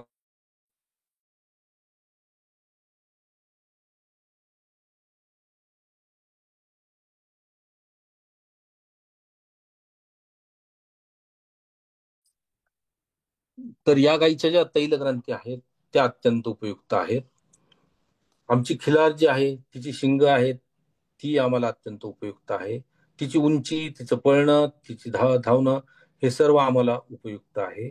आणि म्हणून हे जे जनुक आहेत, हे भविष्यातल्या उपयुक्तीसाठी या जनुकांचं आम्हाला जतन करावं लागेल. नंतर जर गायी आणि गोपालक आणि गुराखी हे जर बघितले, तर हे कुणाकडे आहेत जास्तीत जास्त? आपण जर पशुधनाची वर्गवारी केली तर खूप श्रीमंत, अतिश्रीमंत किंवा भांडवलदार शेतकरी ही जनावरं सांभाळत बसत नाही. पूर्वी तो सांभाळायचा. आपल्याकडे एक शब्द आहे खानदान. म्हणजे पूर्वी ज्यावेळी आपण मुलीचं लग्न जमवायला जायचो त्यावेळी किंवा मुला मुलींचे लग्न जमायची त्यावेळी बघितलंय त्यांची खानदान कशी. ही खानदान काय प्रकारे हो? हा खानदान हा जो शब्द आहे ना, हा खानदान म्हणजेच त्या माणसाची खाऊ घालायची दानत किती आहे हे बघितलं जायचं. आणि ते कशाहून बघितलं जायचं? तर ज्याच्या दारामध्ये जास्त जनावरं, तो जास्त त्याची खानदान चांगली किंवा त्याची दानत चांगली. कारण म्हणून का तो एवढी जनावरं सांभाळू शकायचं ना. मग एवढी जनावरं याच्या दारात आहे तिथं आपली मुलगी उपाशी मारणार नाही ही खात्री त्या मुलीच्या वडिलांना असायची. आणि म्हणून अशा पद्धतीनं खानदान बघितली जायची. आज आडाखे बदललेत. आज ज्याच्या दारापुढे गाड्या जास्त आहेत तिथं आपण जातो, परंतु आतनं म्हणजे बडा घर पोकळ असं असतं, आतनं घर पूर्ण पोखरलेलं असतं, सगळ्या सोसायट्यांचे कर्ज असतात, प्रत्येक गाडीची EMI चालू असतात, हे आपल्याला माहीत नसतं. आणि म्हणून हा जो प्रकार आहे, आणि म्हणून हे जे पशुधन जे आहे हे भूमिहीन आणि दारिद्र्यरेषेखालील शेतकऱ्यांकडे हे पशुधन गेलं. आम्ही ज्यावेळी गायांचा अभ्यास करायचो किंवा तिच्या आर्थिक दृष्ट्यांचा अभ्यास करायचो त्यावेळी असं लक्षात यायचं की जी गाय शेतकऱ्याला म्हणजे मालकाला परवडत नाही तीच गाय त्याच्या मजुराला परवडते. आणि मग याची ज्यावेळी कारणमीमांसा आम्ही शोधली त्यावेळी असं लक्षात आलं की हा शेतकरी जो भांडवलदार आहे तो ह्या मजुरावर अवलंबून असायचा आणि प्रत्येक गोष्ट विकत असायची. परंतु हा भूमिहीन दारिद्र्यरेषेखालचा जो शेतकरी आहे हा स्वतःची गाय त्या शेतकऱ्याच्या शेतात बांधावर चारायचा, त्याच्याच बांधावरचं गवत घेऊन जायचा, त्याच्याच विहिरीवरचं पाणी पाजायचा आणि दूध मात्र स्वतः घालायचा, शेणखताचे पैसे करायचा. आणि म्हणून मोठ्याच्या यांचं जे सबलीकरण करण्याचं काम केलं हे आमच्या पशुधनाने केलेलं आहे. आणि म्हणून ह्या गायीचं जतन करणं किंवा ह्या पशुधनाचं जतन करणं अत्यंत गरजेचं झालेलं आहे. देशी गाई ह्या रोजगार निर्मितीचं एक मोठं साधन आहे. कारण अजून आपण त्या पद्धतीनं त्या गायीकडे पाहत नाही किंवा तिकडे आपण परावर्तित झालेलो नाही. परंतु ज्यावेळी शेण, गोमूत्र यांची औषधी उपयुक्तता आणि त्यांचा योग्य रीतीने वापर सुरू होईल त्यावेळी ही एक इंडस्ट्री तयार होणार आहे. या इंडस्ट्रीला कच्चा माल पुरवणारी ही गाय होणार आहे आणि यातनं मोठ्या प्रमाणावरती रोजगार निर्मिती होणार आहे. दुग्ध व्यवसायाचा ज्यावेळी आम्ही अभ्यास करत होतो त्यावेळी असं लक्षात आलं की ज्यावेळी आपण 1,00,000 लिटर दूध आपण तयार करतो किंवा 1,00,000 लिटर दूध ज्यावेळी आपलं प्रोसेस होतं मार्केटला त्यावेळी जवळजवळ 20,000 लोकांना रोजगार मिळत असतो. असाच ह्या देशी गायींच्या बाबतीत सुद्धा होणार आहे. कारण हिचा रोजगार जो आहे हा ग्रामीण भागापासून शहरी भागांपर्यंत सर्व घटकांना हा रोजगार निर्मिती होणार आहे. म्हणून रोजगार निर्मितीसाठी सुद्धा उपयुक्त म्हणून या गायींचं जतन करणं आपल्याला गरजेचं आहे. सर्वात महत्वाचं म्हणजे यांची रोगप्रतिकारक क्षमता आणि दुष्काळात तग धरून राहण्याची क्षमता. या 2-3 गोष्टींमुळे देशी गायींचं जतन आणि संवर्धन हे फक्त तुमच्या माझ्यासाठी नाही तर जागतिक पातळीवरच्या मनुष्य जातीसाठी आमच्या भारतीय गायीचं देशी जतन आणि संवर्धन करणं हे गरजेचं झालेलं आहे. मला वाटतं या सप्ताहामध्ये आंतरराष्ट्रीय पातळीवरचं जे संशोधन चालू आहे ते सुद्धा आपल्यावरती ते मांडतील तुम्हाला की देशी भारतीय गायीवरती आता फक्त आम्ही भारतातच संशोधन करत नाही आहोत. आमचे जे सधन राष्ट्र आहेत, प्रगत राष्ट्र आहेत ते सुद्धा जागे झालेले आहेत. त्यांचं लक्ष सुद्धा आमच्या गायींकडे वळालेलं आहे आणि ते सुद्धा आता त्याच्यावरती त्यांनी आधीच आपल्या ह्या चर्चेच्या आधीच त्यांचंही संशोधन सुरू झालेलं आहे की नेमकं काय प्रकार आहे, नेमकं हे काय आहे. आणि म्हणून मी तुम्हाला जे सांगितले की आमची जी गाय आहे ही कृषी संस्कृतीच्या माध्यमातली आहे. आमच्या गायी शेतकरी सांभाळत होता किंवा आमचं जे गोधन आहे, आमचं जे शास्त्र आहे हे शेतकऱ्यांनी लिहिलं. ज्या ऋषींनी आमचे धर्मग्रंथ लिहिलेत, ज्या ऋषींनी रामायण लिहिलंय, ज्या ऋषींनी महाभारत लिहिलंय, ज्या ऋषींनी हे सर्व लिहिलेलं आहे त्याच ऋषींनी गाय कशी पाळावी, वळू कसा निवडावा, वासरू कसं वाढवावं हे सर्व काही आमच्या वेदांनी आम्हाला सांगितलेलं आहे.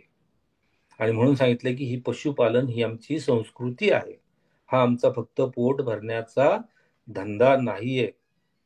आणि म्हणून या देशी गाईकडे आपल्याला पुन्हा नव्या दृष्टीने वळायचंय, पुन्हा नवीन तिला बघायचंय. आणि सन्मान तर दिलेलाच आहे, राज्यमाता तिला आपण केलेला आहे, पण तिची उपयुक्तता घेऊन आपल्या घरोघरी आपल्या दारी ही गाय पुन्हा एकदा आणायची आहे. Next please.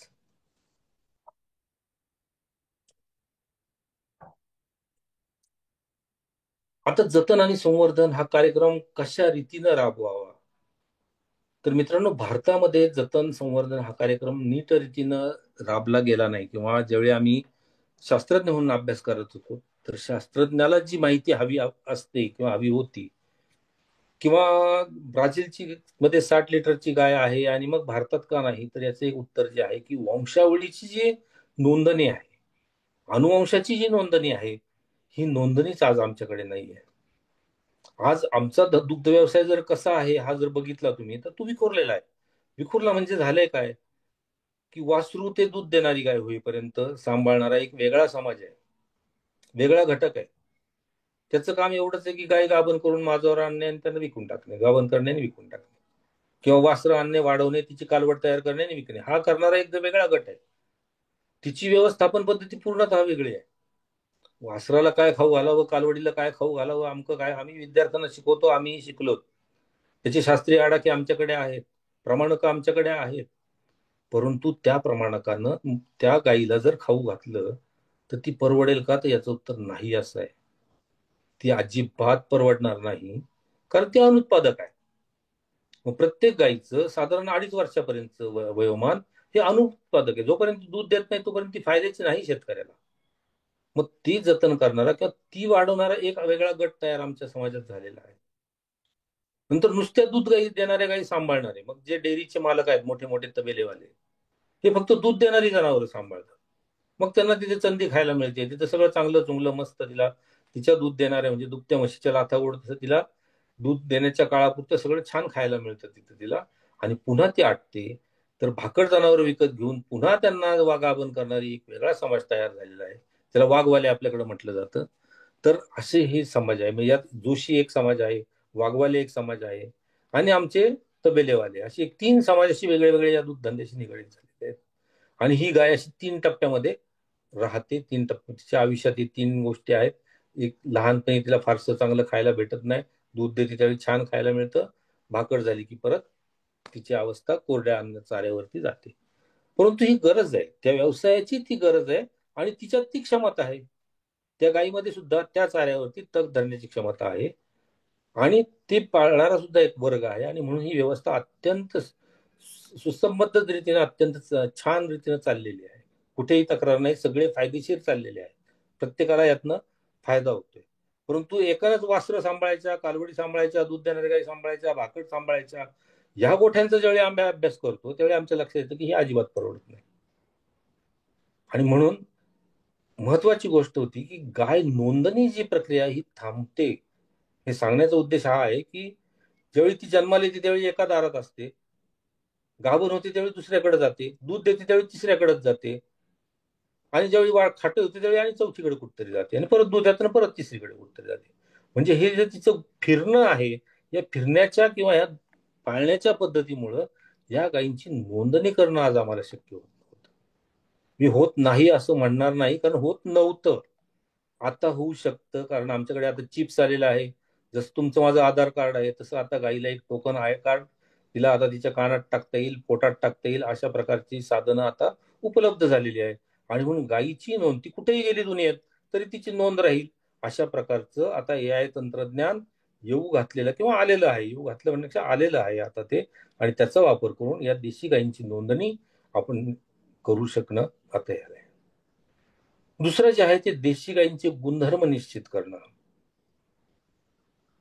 जातिवंत गीर कोणती, जातिवंत सैवाल कोणती, जातिवंत देवणी कोणती, जातिवंत डांगी कोणती, हे सांगणारा फक्त तो उत्पादक किंवा त्या पैदा क्षेत्रातलीच म्हातारी माणसं होती.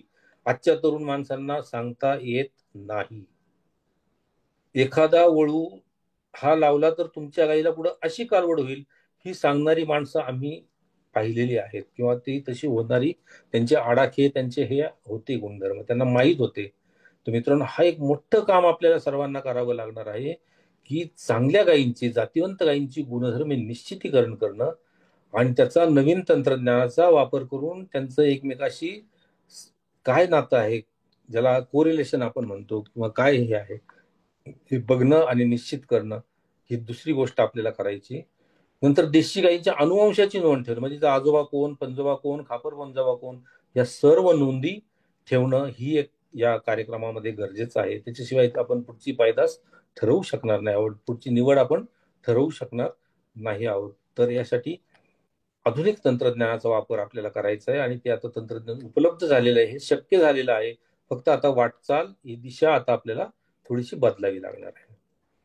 नंतर देशी गाय जतन आणि संवर्धनासाठी जनजागरण मोहीम करावी लागणार आहे. देशी गाय का पाळायची, तर फक्त नुसतं A1A2चं बॅनर मारून नाही पाळणार. फार दिवस ती टकणार नाही, तर तिचे बाकीचे गुणधर्म काय आहेत, शेणामध्ये कोणते जंत आहेत की ज्याच्यातनं मसल तुम्हाला फॉस्फेट मिळेल, कॅल्शियम मिळेल किंवा मिनरल्स त्या तुमच्या मातीमध्ये जातील, असे असणारे जे काही जीवजंतू तिच्या शेणात आहेत ते आम्हाला शोधून काढावे लागतील. त्याचं ते आहे म्हणून त्याच्यासाठी जनजागरण करावं लागेल. तिच्या गोमूत्राचं महत्व पटवून द्यावं लागेल. तर अशा रीतीनं जो हा काही उपक्रम आमच्या महात्मा फुले कृषी विद्यापीठानं आणि माने सरांनी जो केलाय, त्याचा महत्वाचा उद्देश आहे की जनजागरण केलं पाहिजे की देशी गाय काय आहे, तिला का वाचवली पाहिजे, ती का पुढे नेली पाहिजे, का सांभाळली पाहिजे. तर हे याच्यासाठी एक जनजागरण मोहीम सर्व पातळ्यावरती राबवली पाहिजे. नंतर दुसरं जे आहे, देशी गोपालकांच्या नोंदणी आणि गट तयार करणे, ज्याला ब्रीडर सोसायटीज आपण म्हणतो.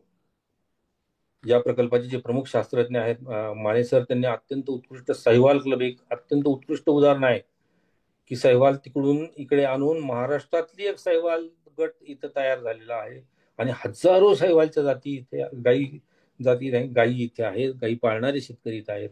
तर असं फक्त साहिवालचं होऊन चालणार नाही, गीरचं व्हावं लागेल. गीरचं ऑलरेडी गुजरातमध्ये खूप मोठ्या प्रमाणावरती आहे, हे डांगीचं व्हावं लागेल. हे प्रत्येक ब्रीडची एक सोसायटी ही अशी तयार व्हावी लागेल. अशा प्रकारच्या सोसायटीज आपल्याला तयार कराव्या लागतील. नंतर याच्यात काय करावं लागेल, तर कृषी विद्यापीठ आहेत, म्हापसू आहे आमचं पशुवैद्यक विद्यापीठ जे आहे नागपूरचं, त्यांचं पशुसंवर्धन विभाग जो आहे शासनाचा, तो ज्यांच्या राज्यानं ONBS ज्याला आपण म्हणतो, म्हणजे याला मुक्त केंद्र पैदास पद्धती ज्याला म्हणायचं, की एक असा कळप ठेवायचा की ज्यात फक्त जातिवंत आणि जातिवंतच गायी आणि वळू असतील, की जिथनं जातिवंत पैदासाठी वळू पुरवले जातील, जातिवंत पैदासाठी गायी पुरवल्या जातील आणि यांची लिंक शेतकऱ्यांशी असेल. हे शेतकरी आधी रजिस्टर करावे लागतील. ह्या शेतकऱ्यांचा एक गट छोटे क्लस्टर करून या ठिकाणी जनावरं आणली जातील आणि इथली उत्कृष्ट जनावरांची देवाणघेवाण एकमेकांना पैदाशीसाठी केली जाईल. आतापर्यंत ज्यावेळी संकरित गायी तयार केल्या जात होत्या त्यावेळी होतं काय, की जो माता कळप असायचा तो बंद केलेला असायचा, म्हणजे तिथनं बाहेरची जनावर आत नाही आणायची किंवा तिथलं जनावर बाहेर नाही जायचं, फक्त गोठीत वगैरे दिलं जायचं. पण आता तसं करून चालणार नाही. तर इथली जनावर सुद्धा बाहेर गेली पाहिजे, बाहेरची जनावर सुद्धा आत आली पाहिजे, की ज्याला डायव्हर्सिटी, ज्याला इंग्लिशमध्ये म्हणतो की जनुकीय विमुक्तता, म्हणजे जर त्याला अंतब्रीडिंग पैदास व्हायचे, इनब्रीडिंग टाळायचं असेल तर ह्या गोष्टी आपल्याला कराव्या लागतील. आणि हा कार्यक्रम राबवण्यासाठी शेतकरी, विद्यापीठ आणि पशुसंवर्धन विभाग या सर्वांनी एकमेकांच्या सहकार्यानं हा कार्यक्रम राबवावा लागेल. कारण याला खूप मोठ्या प्रमाणात मनुष्यबळ आणि तंत्रज्ञ दोघांची गरज असणार आहे आणि ही गरज परस्पर सहभागाशिवाय भागणार नाही. आणि म्हणून हा कार्यक्रम आपल्याला राबवावा लागेल. दुसरं जे आहे शासनाकडनं अपेक्षित ते की देशी गोवंश पालनासाठी अर्थसहाय्य आवश्यक आहे. तर नुसती दुधासाठी गाय परवडणं, 1.5-2 लिटरची गाय पाळणं हे शेतकऱ्यांना परवडणारं नाही. आणि म्हणून त्याच्यासाठी थोडंसं अनुदान उपलब्ध करून देणं ही सुद्धा एक या कार्यक्रमाचा तो भाग ठरणार आहे. Next please. सर पुढचं घ्या जरा. आता यांची पद्धती काय काय आहेत, तर शास्त्रीय दृष्ट्या जर बघितलं तर एखाद्या गोष्टीचं जतन आणि संवर्धन कसं करायचं, तर 2 गोष्टी असतात. एक मी जसं तुम्हाला सांगितलं की आज या गायी जाती जतन केलेल्या आहेत. कुणी जतन केलेल्या आहेत, तर त्यांच्या पैदास क्षेत्रामध्ये जे शेतकरी आहेत त्यांच्याकडे त्या आहेत, त्याला म्हणतात पैदास क्षेत्रातील जतन. आणि दुसरं जे जतन आहे ते पैदास क्षेत्राबाहेर जाऊन जतन. यातही पुन्हा दोन भाग आहेत. एक तर जनावरांचे कळप, म्हणजे जसं मी तुम्हाला सहीवाल क्लबचं उदाहरण दिलं की तिकडून सहीवाल आणले आणि इथे पुण्यामध्ये आमच्याकडे सहीवाल क्लब तयार झाला. हे एक जतन की जे पैदास क्षेत्राबाहेर जतन केलं जातं. आणि दुसरा त्याच्याही पुढचं म्हणजे गोठीत वीर्य आणि गर्भ. शास्त्र इतकं पुढे गेलेलं आहे की 100-200 वर्षांच्या वळूचं सुद्धा वीर्य आज मिळू शकतं, ज्याला आपण गोठीत वीर्य तंत्रज्ञान म्हणतो. किंवा असं गोठीत वीर्य आणि गर्भ IVF जे राबवलं जातं, ह्या प्रकल्पामार्फत IVF चा सुद्धा वापर केला जाणार आहे. भ्रूण प्रत्यारोपणचे जे मगाशी तुम्हाला फोटो दाखवले मी, तर भ्रूण प्रत्यारोपण म्हणजे गीर गाईचं भ्रूण संकरित गाईमध्ये टाकून गीर गाईचा कालवड घेणं, हे सुद्धा तंत्रज्ञान आता उपलब्ध झालेलं आहे. चांगल्या रीतीनं त्याचा वापर केला होतोय. तर अशा रीतीनं पैदास क्षेत्रामधलं जतन आणि पैदास क्षेत्राबाहेरचं जतन, या दोन्ही मार्गाने आपल्याला या देशी गायींचं जतन आणि संवर्धन आपल्याला करावं लागणार आहे. अशा रीतीने ते करता येईल. Next please. आता पैदास क्षेत्रातला जो जतन कार्यक्रम आहे, तर तिथे काय काय केलं पाहिजे, तर शासकीय, निमशासकीय आणि खाजगी यंत्रणांद्वारे देशी गायींचे कळप सांभाळणं. मित्रांनो, देशी गायी आल्या किंवा देशी गायींबद्दल मी जरी बोलत असलो तरी जेव्हा देशी गायींची संख्या फार प्रचंड वाढेल त्यावेळी आणखीन एक गोष्ट किंवा एका गोष्टीला आपल्याला सामोरं जावं लागेल, ती म्हणजे मोकाट जनावरं. देशी गाय आली की अनुत्पादक जनावरं खूप मोठ्या प्रमाणावरती तयार होतील, ज्याला शेतकरी रस्त्यावरती सोडून देतील. आणि मग ही मोकाट जनावरांचं, ज्याला बर्डन पॉप्युलेशन इंग्लिशमध्ये म्हणलं जातं, की अननेसरी त्या समाजावरती तो बर्डन येईल. आजही तुम्ही जर गुजरात, राजस्थानमध्ये गेलात आणि तर बघितलं तर हायवेवरती खूपदा मोठे मोठे कळप येतात, पळत पळत पळत येतात आणि सगळी ट्रॅफिक थांबवून ठेवतात. अशा प्रकारच्या संकटांना सामोरं जावं लागू नये म्हणून अशा यंत्रणा सुद्धा हव्यात की ज्याला पांजरपोळ पूर्वी संस्था होत्या. ऍक्च्युअली पांजरपोळ ही संकल्पना गुजराती समाजाकडनं आलेली आहे. त्याला पिंजरापोळ म्हणलं जायचं, म्हणजे जी मोकाट जनावर आहे यांना नेऊन तिथं पिंजऱ्यात बंद केलं जायचं, म्हणून ते पिंजरापोळचं पांजरपोळ झालं. परंतु हे पांजरपोळ अशा प्रकारचे गाय तिथं अशा जनावर सांभाळणारी एक यंत्रणा आम्हाला लागणार आहे, कारण आम्ही गोहत्या बंदी केलेली आहे. ही गोहत्या बंदी नसती तर अशी मोकाट जनावरं कधीच दिसली नसती. परंतु ती जनावर त्या संकटाला सामोरं जाऊ लागू नये म्हणून या कार्यक्रमामध्ये अशा प्रकारच्या शासकीय संस्था असतील, निमशासकीय संस्था असतील किंवा खाजगी असतील, सेवाभावी संस्था असतील, त्यांच्याद्वारे अशी जनावरं सांभाळण्याची एक यंत्रणा आपल्याला ठेवावी लागणार आहे. नंतर जे पारंपरिक गोपालन पैदासकार आहेत, म्हणजे गीर पाळणारी मंडळी आहेत, डांगी पाळणारी मंडळी आहेत, यांना उत्तेजन देणं, त्यांना प्रोत्साहन करणं की अरे तुम्ही पाळा, चांगले वळू तुम्ही तयार करा, चांगले वळू आम्हाला द्या, आम्ही घेतो, जास्तीच्या किमतीने घेतो, वाढीव किमतीने घेतो, तुम्हाला एवढी सबसिडी देतो. अशा प्रकारची इन्सेंटिव्ह देऊन त्यांना उत्तेजन देणं याच्यामध्ये जास्त गरजेचं ठरणार आहे. नंतर देशी गायींचा नोंद करणं, प्रत्येक गायीची नोंद ही आता करता येणं शक्य आहे. तो कार्यक्रम नक्कीच राबवला जाईल शासनामार्फत, याची मला खात्री आहे, कारण ती गरज झालेली आहे. आणि मग त्या गायीचं उत्पादन काय, ती कुठे कुठे फिरली काय, हे या सगळ्या गोष्टी आपल्याला नोंदी ठेवाव्या लागणार आहे. नंतर देशी गायींचे प्रदर्शन आणि स्पर्धा आयोजित करणे. मित्रांनो, हा आपल्या परंपरेचा भाग होता. आपल्या गावची जत्रा ज्याच्या वेळी असायची त्या त्यावेळी जत्रेमध्ये आमच्या गाड्याच्या शर्यती, म्हणजे या शो साठी नाहीत, या गाड्यांच्या शर्यतीमध्ये त्या वळूची ओढ कामाची शक्ती जोखली जात होती आणि उत्कृष्ट वळू ते मग पुढे पैदाशीला नेले जात होते. आज अशी प्रदर्शनं, अशा स्पर्धा या पुन्हा आयोजित केल्या पाहिजे. प्रदर्शनं भरवली की मग चांगल्या गायी त्या प्रदर्शनात येतील, मग त्यापासूनचा अनुवंश पुढे कसा वाढला जाईल, या पद्धतीने आपल्याला त्यावरती अभ्यास करता येईल. आणि सर्वांना एक व्यासपीठ किंवा एक मार्केट तयार होईल की इथं चांगल्या गायी येतात, इथे गिरच्या चांगल्या गायी येतात, इथे सहीवालच्या चांगल्या येतात, इथं डांगीच्या चांगल्या येतात, इथं खिलारच्या चांगल्या येतात. अशा प्रकारचे मार्केट्स किंवा अशा प्रकारच्या स्पर्धा, प्रदर्शन आपल्याला आयोजित करून अशी स्थानं निश्चित करावी लागतील. Next please.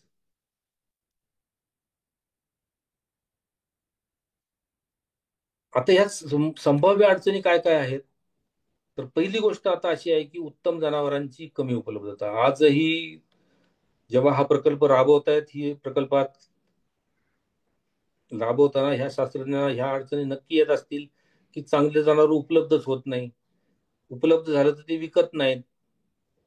तर अशा गोष्टींना सामोरं जावं ही एक मोठी अडचण आहे आणि त्याच्यासाठी मोठ्या प्रमाणावरती फंडिंग देऊन अशा प्रकारची जनावरं आणणं, जतन करणं, सांभाळणं ही एक गरज आहे. दुसरी, प्रशिक्षित मनुष्यबळाची कमतरता.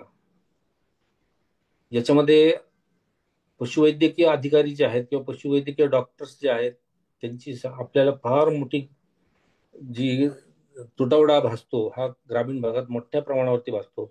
आजही आमचं पशुधन ग्रामीण भागातलं हे फक्त जे पशुधन पर्यवेक्षक आहे त्यांच्या जीवावरती टिकून आहे. अन्यथा तज्ज्ञ पशुवैद्यक आजही पुरेशा प्रमाणात ग्रामीण भागात उपलब्ध होत नाहीत. तर ही एक कमतरता खूप मोठ्या प्रमाणावर या कामावरती भागणार आहे. नंतर असंघटित विक्री व्यवस्था. गायी विकायची म्हटलं की सगळे आजही दलाल, आजही त्या रुमालाखाली हात दाबणं हे आजही चालू आहे. तर हे आपल्याला कुठेतरी थांबवावं लागेल. ओपन मार्केट ज्याला म्हणतो ते आपल्याला स्वीकारावं लागेल. आपल्याला सुद्धा ज्या ई मार्केटिंग टेक्निक्स आहेत ह्या अवलंबाव्या लागतील. माझ्याकडे चांगली गाय आहे ही सगळ्या जगाला कळावं लागेल. त्याच्यासाठी या माध्यमांचा, प्रसार माध्यमांचा जे आहेत, फेसबुक सारखे आहेत किंवा व्हॉट्सअप सारखे आहेत, या माध्यमातून आपल्याला प्रचार प्रसार करावा लागेल. आपल्या जनावरांची जाहिरात करावी लागेल की जेणेकरून ग्राहक आपल्याकडे येतील. तर अशी एक विक्री व्यवस्था सुद्धा आपल्याला तयार करावी लागेल. नंतर जनावरांच्या उत्पादन क्षमतेच्या नोंदणी कार्यक्रम. अकार्यक्षमता, हा कार्यक्रम राबवण्यातच अकार्यक्षमता आहे. म्हणजे यात ज्या नोंदी घेतल्या जातात त्या गांभीर्यानं घेतल्याच जात नाहीत. तर त्यात सुद्धा आता हळूहळू बदल होतील, कारण हळूहळू तंत्रज्ञानचा वापर होतोय. नोंद घेतली की नाही, या त्या माणूस तिथं पोहोचला की नाही याच्या नोंदी ठेवणं सुद्धा आता सहज शक्य झालेलं आहे. जीपीएसचा वापर करून ते सुद्धा आता आपल्याला कळू शकते. त्याच्यामुळे ही जी अकार्यक्षमता होती ती सुद्धा आम्हाला सुधारावी लागेल. नंतर शास्त्रज्ञ, पशुवैद्यक, शासनाचा पशुसंवर्धन विस्तार यंत्रणा आणि शेतकरी यांच्यातला समन्वयाचा अभाव. ही आम्ही एकत्रित करत असलो तर परस्पर समन्वय नसतो आणि हा परस्पर समन्वय असल्याशिवाय हा कार्यक्रम पुढे जाऊ शकत नाही, यशस्वी रीतीने पुढे जाऊ शकत नाही. नाहीतर मग कुठल्या गाडीला कुठल्या वळूचं सिमेंट दिलं हे त्या शेतकऱ्याला माहीत नसणार, त्या पशुवैद्यकाला माहीत असणार, मग त्याची 3 वर्षांनी बदली होणार, मग त्याने कोणती दिल्याची नोंद ठेवलेली नसणार. तर अशा अनेक अडचणी आतापर्यंत जे काही सुधार कार्यक्रम राबवले गेले त्या अडचणी आलेल्या आहेत. याच अडचणी यात सुद्धा येऊ शकतील आणि म्हणून या संभाव्य अडचणींचा आत्ताच मी तुमच्यात सजगता निर्माण करतो की ह्या अडचणी भविष्यात तुम्हाला फेस कराव्या लागतील. त्यासाठी आम्हाला सगळ्यांमध्ये एक समन्वय असायला हवा, हे मला यातनं सांगायचं आपल्याला. Next please. ही जी आहे ही इमारत जी आहे ही भारतीय, ज्याला national bureau of animal genetic resource म्हटलं जातं, की आपल्याकडच्या जेवढ्या जनावरांच्या जाती आहेत, म्हणजे ना फक्त गायींच्याच नाही, गायी, म्हशी, शेळ्या, मेंढ्या, या मिथून कुठल्या कोंबड्या, सगळ्या प्रकारच्या पशुधनाचं गोठित वीर्य आणि फ्रोझन केलेले भ्रूण असं दोन्हीही इथे जतन केलं जातं. खूप मोठ्या प्रमाणावरती याच्यावरती खर्च होतोय, परंतु देशी गाई जतनचं ज्याला आपण बघितलं की बाह्य रीतीनं आपण त्या पैदास क्षेत्राबाहेर कसं संवर्धन जतन करायचं, तर ही ती संस्था आहे भारतातली national bureau of animal genetic resource, जी कर्नालमध्ये आहे, हरियाणामध्ये. तर अशा प्रकारचं तिथे काम चालतं की ज्याच्याशी आपण सर्वांनी निगडीत व्हायला हवं आणि तिथपर्यंत ते पोहोचायला हवं. Next please. धन्यवाद मित्रांनो. पुन्हा एकदा मी तुम्हा सर्वांचे आणि आयोजकांचे खूप खूप आभार मानतो. आपण माझं म्हणणं ऐकून घेतलं त्याबद्दल सर्वांचे धन्यवाद. आपले काही प्रश्न असतील तर कृपया विचाराल.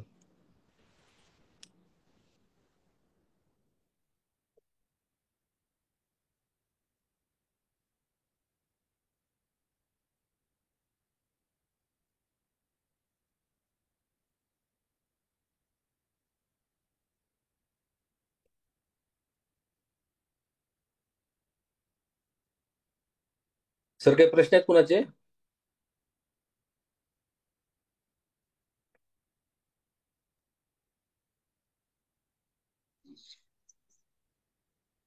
हॅलो. हा, नमस्ते, बोला. सर नमस्कार. हा बोला सर. हॅलो. हा बोला बोला सर. हा, म्हटलं तुम्ही म्हणाल्याप्रमाणे हे प्युअर ब्रीड हम्म.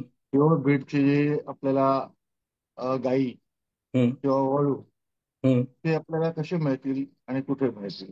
कारण आता काय सहीवाल म्हणा, गीर म्हणा, हे कोणी सांगतं गीर सारखी दिसणारी गाय असेल तर हे म्हणे गीर आहे. पण त्याच्यामध्ये प्युअरिटी काय आहे, कुठे आहे, कशी आहे, काय काय कळत नाही आपल्याला. तुमचा तर प्रश्न. त्याच्यासाठी मग हा बोला बोला सर बोला. त्याच्यासाठी काय करायला लागेल? गीर हा आहे, सहीवाल आहे, थारपारकर आहे, तुमची राठी आहे.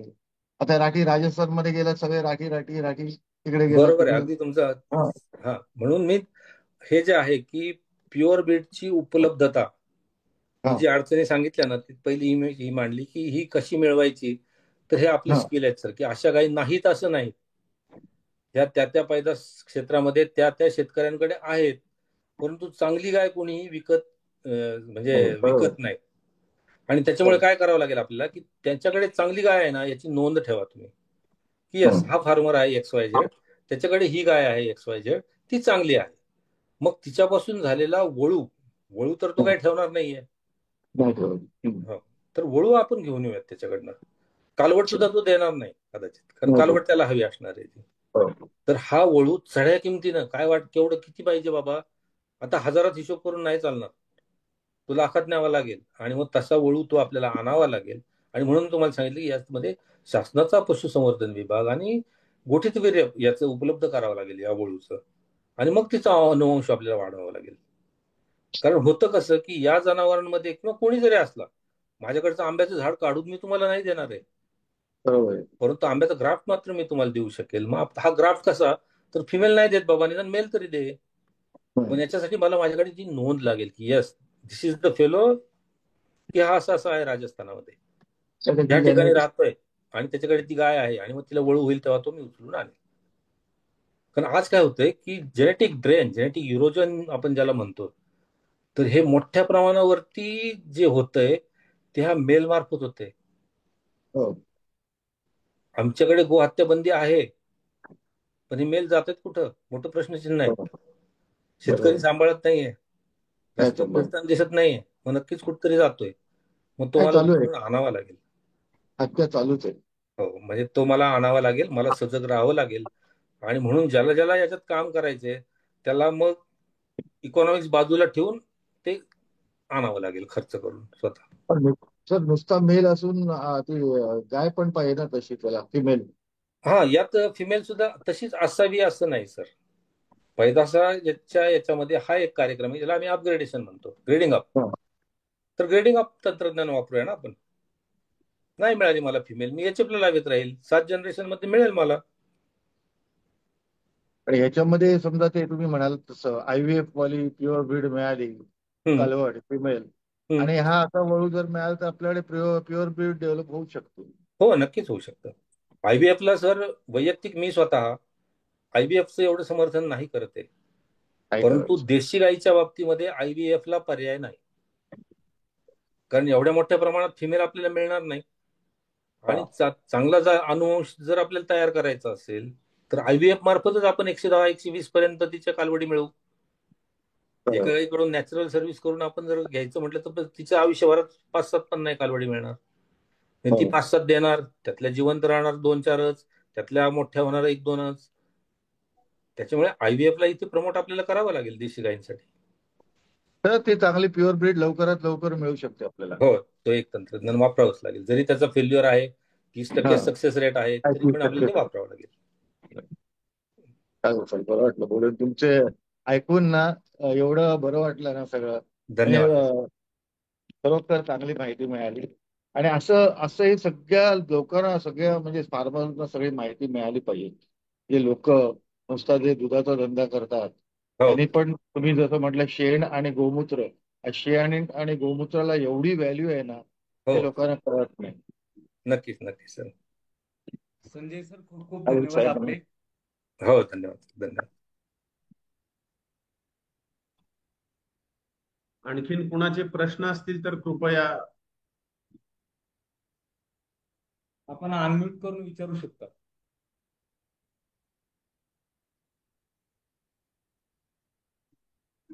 जर कोणाचे प्रश्न नसतील तर मी माझे सहकारी डॉक्टर मृणाल आजोतीकर सर, सहाय्यक प्राध्यापक कृषी विस्तार यांना विनंती करतो की त्यांनी आभार प्रदर्शन करावं कृपया सर. सरांचे आधी आभार मानतो मी. नाही सर, तर सर्व आपल्या सर्वांचे आभार आणि उपस्थितांचे सर्वांचे आभार. येस, धन्यवाद सर. धन्यवाद. आज देशी गोवंश जतन व संवर्धन 22 जुलै रोजी जो देशी गाय जतन व संवर्धन दिन साजरा करायचा आहे, त्याच्या पार्श्वभूमीवर देशी गाय संशोधन व प्रशिक्षण केंद्र, कृषी महाविद्यालय पुणे, महात्मा फुले कृषी विद्यापीठ यांच्या वतीने देशी गोवंश जतन व संवर्धन सप्ताह आपण साजरा करत आहोत. त्या सप्ताहाचा आजच माननीय कृषी मंत्री महोदय माननीय नामदार श्री माणिकराव कोकाटे सर आणि सहकार मंत्री माननीय नामदार श्री बाबासाहेब पाटील यांच्या हस्ते आज प्रातःकाली त्याचं उद्घाटन झालं. आणि आज या देशी गोवंश जतन व संवर्धन कार्यक्रमात, सप्ताहाच्या कार्यक्रमातील पहिले मार्गदर्शनपर सत्र आमचे वरिष्ठ सहकारी डॉक्टर संजय मंडकमाले सर यांनी देशी गोवंश संवर्धन व जतन ही काळाची गरज याबद्दल आपल्याला अत्यंत सविस्तर असं मार्गदर्शन केलं. यामध्ये म्हणजे देशी गोवंशाचं महत्व,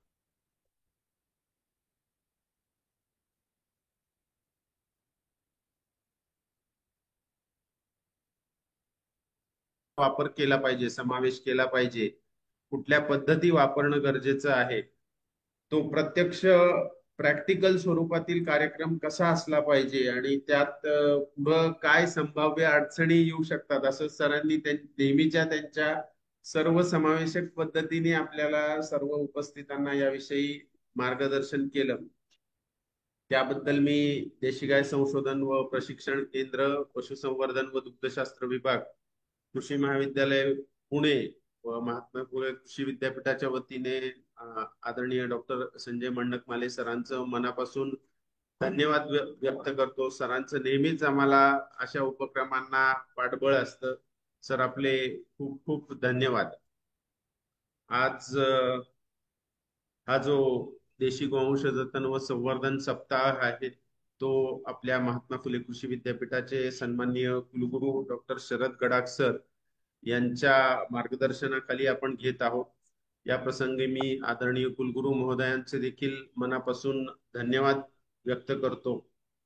आपल्या महात्मा फुले कृषी विद्यापीठाचे तिन्ही संचालक संशोधन डॉक्टर विठ्ठल शिर्के सर, अधिष्ठाता कृषी डॉक्टर साताप्पा खरबडे सर आणि संचालक विस्तार शिक्षण डॉक्टर गोरक्ष ससाणे सर, हे तिन्ही आधारस्तंभ यांच्याशिवाय कुठलेही कार्यक्रम अशक्य आहेत. त्या तिन्ही संचालकांचं मी मनापासून धन्यवाद देतो. त्याचप्रमाणे पुणे कृषी महाविद्यालयाचे सहयोगी अधिष्ठाता डॉक्टर महानंद माने सर यांचं पण मी इथे मनापासून धन्यवाद देतो. आपल्या या कार्यक्रमाच्या पाठीशी जी देशी गाय संशोधन व प्रशिक्षण केंद्राची टीम आहे त्यात प्रमुख शास्त्रज्ञ डॉक्टर सोमनाथ माने सर असतील, तांत्रिक प्रमुख डॉक्टर धीरज कणखरे सर असतील, डॉक्टर विष्णू नरवडे सर असतील, डॉक्टर संदीप पोळ आणि डॉक्टर सुजित भालेराव, हे सर्व आयोजनामध्ये याच्या अत्यंत व्यस्त आहेत. त्या सर्वांचं देखील मी आज या प्रसंगी आभार व्यक्त करतो. त्याचप्रमाणे आज इथं मोठ्या संख्येने जे शेतकरी व पशुसंवर्धन तसेच कृषी विभागातील अधिकारी कर्मचारी इथे जॉईन झाले या झूम प्लॅटफॉर्मच्या माध्यमातून, त्याचप्रमाणे फेसबुक व युट्यूबच्या माध्यमातून आपल्याशी जे जोडले गेले, अशा सर्व जोडल्या गेलेल्या शेतकरी बांधवांचे त्यांच्या उत्स्फूर्त सहभागाबद्दल मनापासून धन्यवाद देतो. आणि आजचा कार्यक्रम संपन्न होण्यापूर्वी उद्या आपल्याला डॉक्टर सोमनाथ माने सर याच प्लॅटफॉर्मवर दुपारी 3 वाजता देशी गोवंशाच्या संवर्धनामध्ये कृत्रिम बुद्धिमत्तेचा वापर, AI चा वापर याबद्दल मार्गदर्शन करणार आहेत अशी सूचना देतो. आणि पुनश्च सर्वांचे मनापासून आभार व्यक्त करून आजचा कार्यक्रम संपन्न झाला असं जाहीर करतो. खूप खूप धन्यवाद. Thank you so much sir.